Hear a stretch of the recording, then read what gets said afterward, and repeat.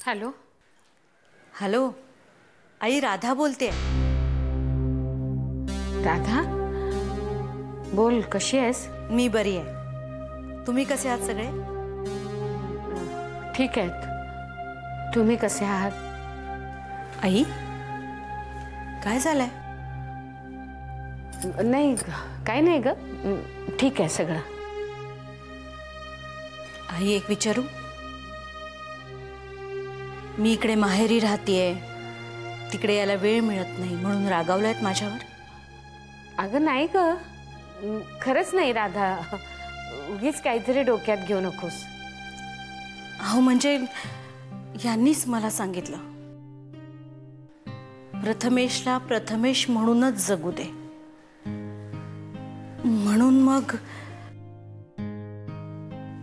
म्हणजे आई तुम्ही गैरसमज करून घेऊ नका। काय होतं ना, तिकडे तिकडे शुभ्रा, मग त्या मागच्या जन्मातल्या सगळ्या आठवणी, तो सगळा भूतकाळ। आई खूप वाटतं हो तिकडे यावं, तुम्हाला भेटावं। प्रथमेश तर किती खुश असतो तुमच्या बरोबर, बाबांबरोबर।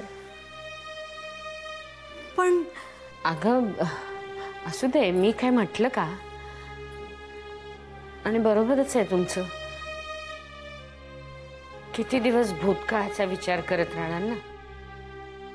त्यालाही त्याचं भविष्य आहेच, सारख्या जुन्याच गोष्टी आठवत राहिल्या तर। पण आई आज सकाळपासून प्रथमेश जरासा विचित्र वागतोय। विचित्र म्हणजे? म्हणजे काही खात नाहीये, सकाळपासून नुसतं पार्वती पार्वती चाललंय।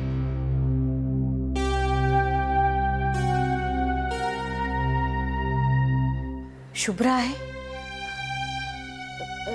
राधा, प्रथमेश पार्वतीची आठवण काढतोय? काय झालं आई? अगं इथे इथे सगळं विचित्रच घडतंय, म्हणजे मला काही कळत नाही। म्हणजे? अगं शुभ्रा कोणालाच ओळखत नाहीये, म्हणजे आम्हाला कोणालाच नाही, आधी सोडून कोणालाही ओळखत नाहीये ती। म्हणजे ती स्वतःला पार्वतीच समजतीये। आई, या सगळ्या घटनांचा म्हणजे प्रथमेशला पार्वतीची आठवण येते आणि शुभ्रा स्वतःला पार्वतीच समजते। या दोन्ही घटनांचा एकमेकांशी नक्की काहीतरी संबंध आहे। आई, प्रथमेशची आणि शुभ्राची भेट होणं आवश्यक आहे। शुभ्रा कुठे आहे? आधी तिला घेऊन वाड्यावर गेलाय। आई, मी प्रथमेशला घेऊन लगेच निघते, उद्या सकाळी मुंबईत पोहोचेल। अगं पण म्हणजे चंदू त्याला आवडणार नाही ना? मी समजावेन त्यांना, त्यांची काळजी करू नका तुम्ही। पण शुभ्राची आणि प्रथमेशची भेट होणं अत्यंत गरजेचं आहे, दोघांच्याही दृष्टीनं। ठेवते मी फोन।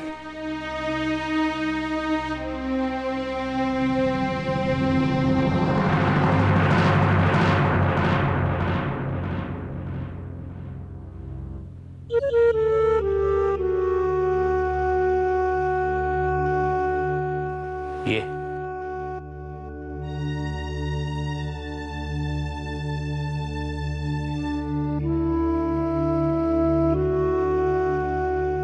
आपण आपल्या घरी आलो। बरं वाटतंय आता तुला?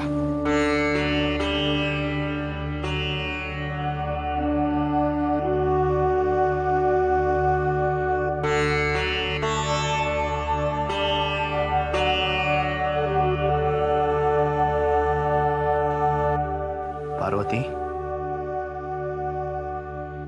बरं वाटतंय ना तुला? हो, आता खूप बरं वाटतंय।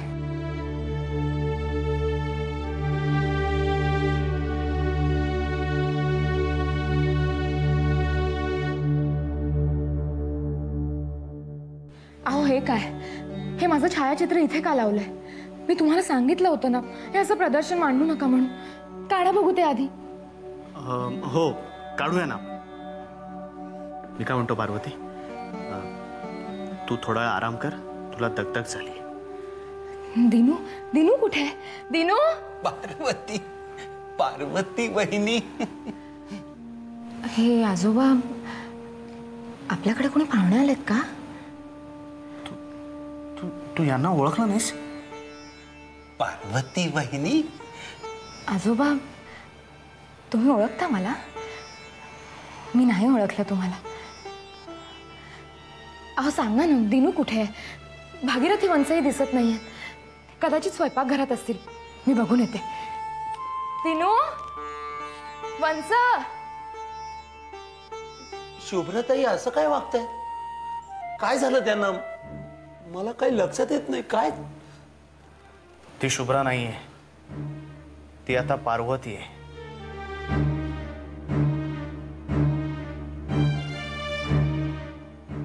तरीही तिने मला का ओळखलं नाही? पार्वती वहिनींनी आपल्या दिनूला का ओळखलं नाही? शुभ्राच्या आतली पार्वती जागृत झाली तरी ती आपल्या दिनूला हाक मारायची. मग आज असं का झालं? आजोबा तुम्ही शांत व्हा. शुभ्राच्या बाबतीत नेहमी जसं घडतं त्यापेक्षा काहीतरी वेगळं घडलंय यावेळी. ती त्या काळात अडकली आहे. ती छोट्या दिनूला ओळखते पण तुम्हाला नाही, कारण पार्वती आजीने तुम्हाला कधीच पाहिलं नाहीये. मी महादेव आजोबांसारखा दिसतो म्हणून मला तरी ओळखते ती. अहो आत कोणीच नाहीये. दिनू कुठे आहे? वंशही दिसत नाहीये. कुठे गेलेत ते? पार्वती, ते आहेत, येतील ते. कधी येतील? उद्या सकाळपर्यंत. मग तू थोडा वेळ आराम कर, तुला आरामाची गरज आहे. नाही, ते येईपर्यंत माझा डोळ्याला डोळा लागणार नाही. माझं ऐक पार्वती, ये आतमध्ये, आपण बोलत बसू. ये ये.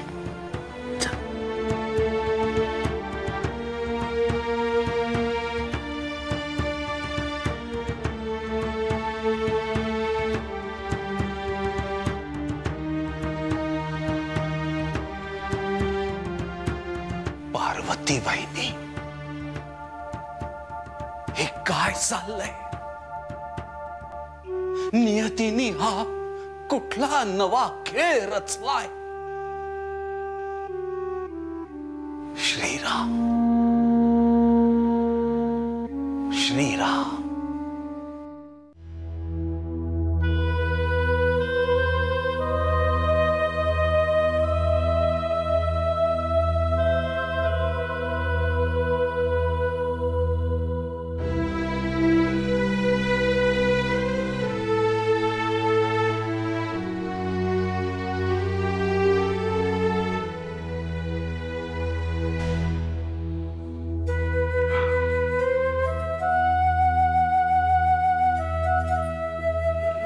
काय तू अजून जागीच आहेस? झोपली नाहीस?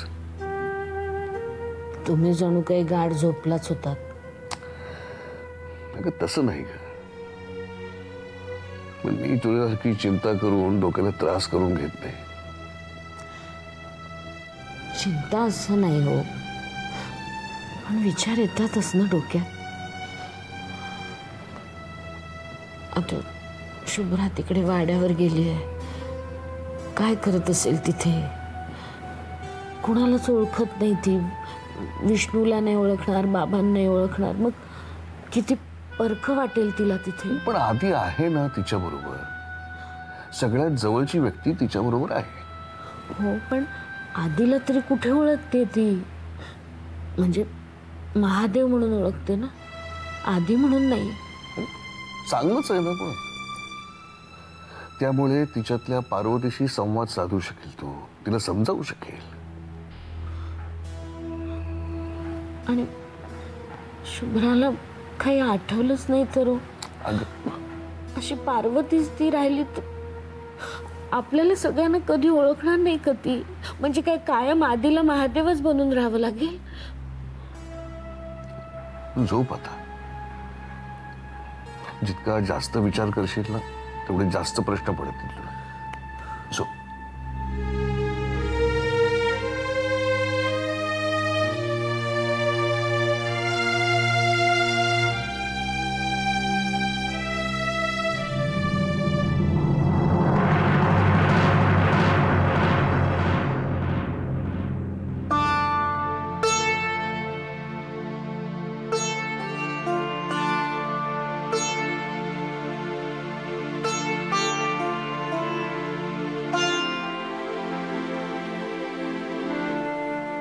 शुभ्रा, शुभ्रा तू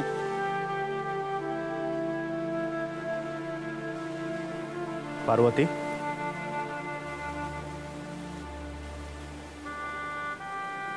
तू इथे वाऱ्यावर काय करतेस? बरं नाहीये तुला? आतमध्ये जाऊन आराम कर.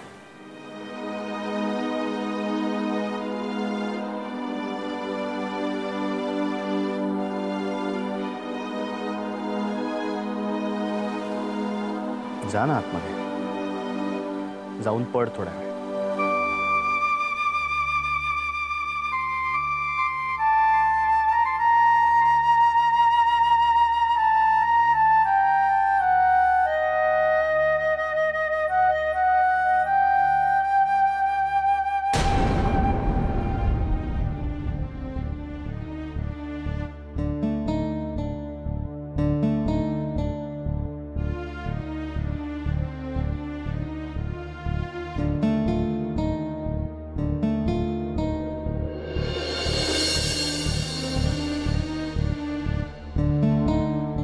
श्रीराम, हा तिढा लवकरात लवकर सुटायला हवा.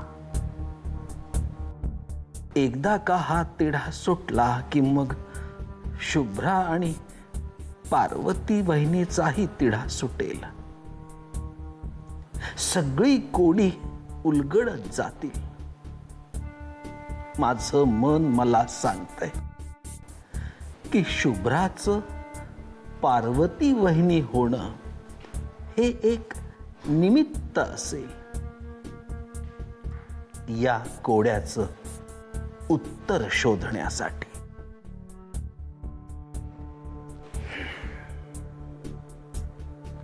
श्रीराम, श्रीराम.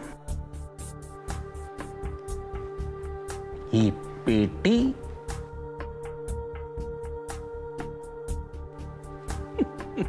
हा आरसा आणि ही किल्ली.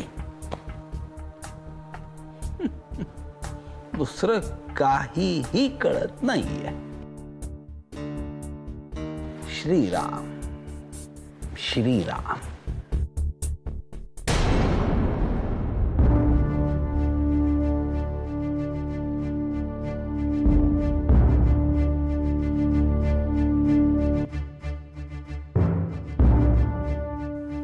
प्रतिबिंब. महादेव आजोबांच्या बऱ्याच क्लूमध्ये कॉमन फॅक्टर प्रतिबिंब आणि आरसा आहे. आरसा काय दाखवतो? प्रतिबिंब. प्रतिबिंब आणखी कशात दिसतं? पाण्यात.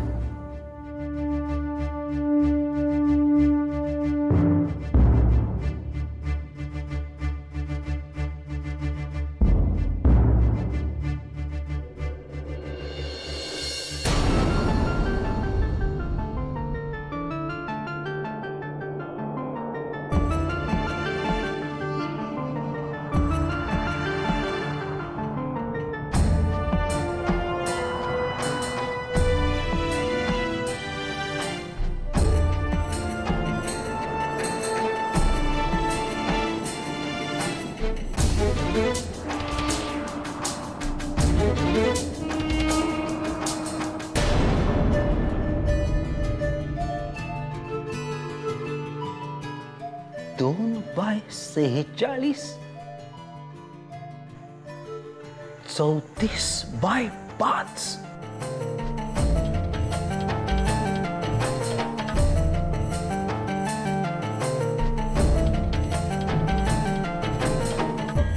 2/46 याचा अर्थ शोधायला हवा. 2/46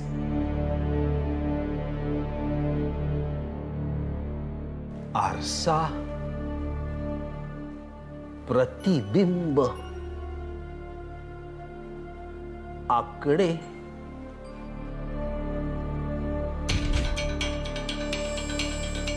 यासाठी महादेव दादांनी हा आरसा इथे लावलेला आहे.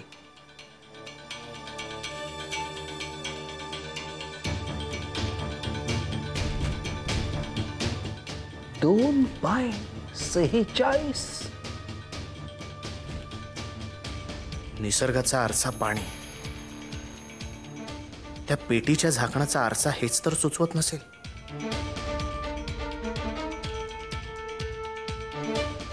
घोड्याचं उत्तर पाणी असेल. पाणी, विहीर. येस, विहीर.